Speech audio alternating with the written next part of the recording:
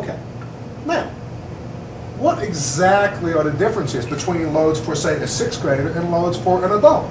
I would say a lot, because they don't necessarily have to deal with the same stuff that I have to deal with. Very good. Now let's try and figure that out, shall we? Okay. Now, let's think about this. If we're going to deal with both internal and external factors as adults, do kids have internal and external factors?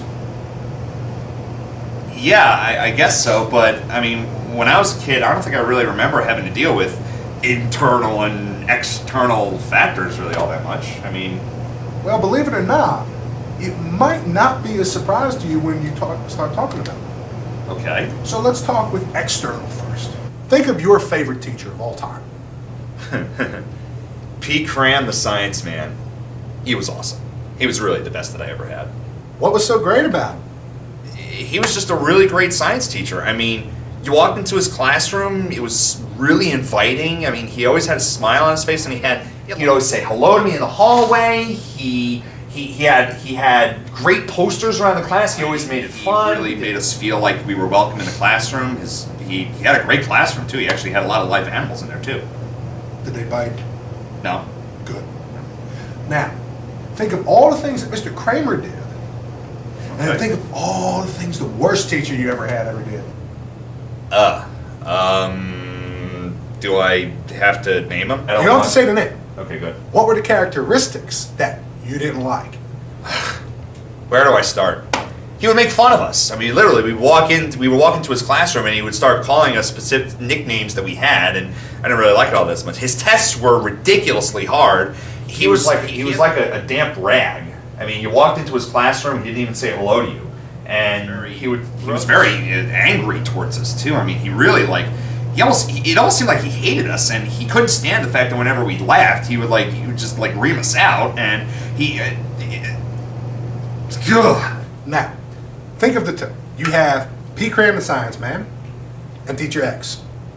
Yeah. Now, who do you think did more to increase your power and decrease your load? P. Cram probably did. Who do you think did less to decrease the load and increase your power? Mr. X. What does that do? Oh. So what you're saying is I got to be more like P. Cram, the science man, than like Mr. X. Well, we're not exactly sure that you're like either one of them right now. You could be in the middle. Well, let's find out. Okay. Think. Do you have a mannerism that they might get distracted by? Well, I do have a tendency to repeat myself from time to time. I do have a tendency to say, the kids actually call them catchphrases that I have. Like what? Well, I have a tendency to say, for lack of a better way to say it. Do you think that's distracting to your kids? Yeah, I guess so. I mean, if I keep saying that over and over and over again, maybe they're actually keeping track of it in their own heads. Quite possibly. Yeah. Is that distracting them from their work for you? Yeah. If they're focusing more on how many times I'm going to say that phrase, it may not necessarily mean that they're paying attention to what it is I'm trying to say. Do you listen to their opinions? Why should I listen to them? They're 6th graders. Well, let me ask you this. Do they offer opinions about things that you're teaching? All the time. I have to teach them persuasive writing. They all have an opinion about it. But are those opinions things that you want to hear? Not particularly, especially if it has absolutely no bearing on what it is that we're talking about in the first place. Well, if it's something that did have bearing, would you listen to it? I'd be a little more inclined, but still, it's still a 50-50 shot that they're actually going to make any sense. Do you think that they just throw those opinions out there because they're hoping that maybe you would listen? I guess I never really thought about it that way. I guess I'd say yes.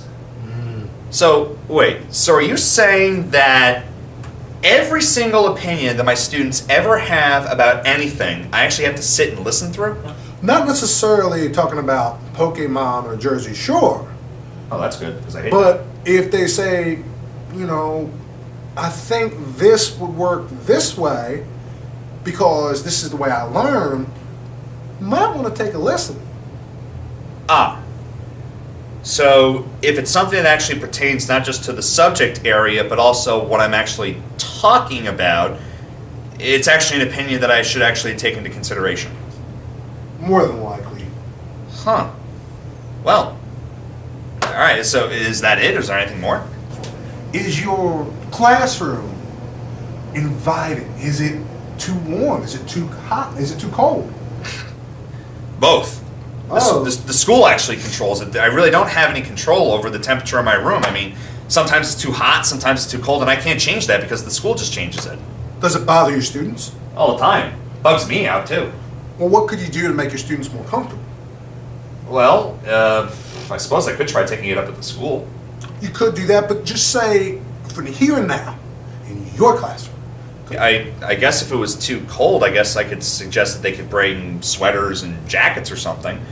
I mean, I don't know. I don't know what I would suggest for them about being too hot. I mean, I suppose I could try opening up windows, but I mean, obviously I can't tell them to take something off because then we had a whole slew of other problems there. Yeah, no. Okay. But like you said, it's fine. Open them windows, maybe open a door, or bring in a fan. Oh, okay. So you're saying that, so so just to try to see if I'm getting this, if I make sure that they're comfortable in my classroom in terms of the temperature, they'll have more power. And if I speak a little bit more about what they actually want to hear and what they actually want to talk about, and I actually take their opinions into consideration, I'll reduce their load. And if I try to stop fidgeting and those little mannerisms that I have, ultimately their margin will be more in the negative zone than the positive zone. So you want to make sure you're not putting undue burdens on them where that load is going to be a 10 and that power is going to be a 2. So if I give them an assignment like that, I actually have to be a little bit more realistic. I actually have to give them an assignment with very clear-cut instructions, with pretty guidelines that are easy to follow. Very good. Huh. I'm learning a lot today, aren't I? It's school.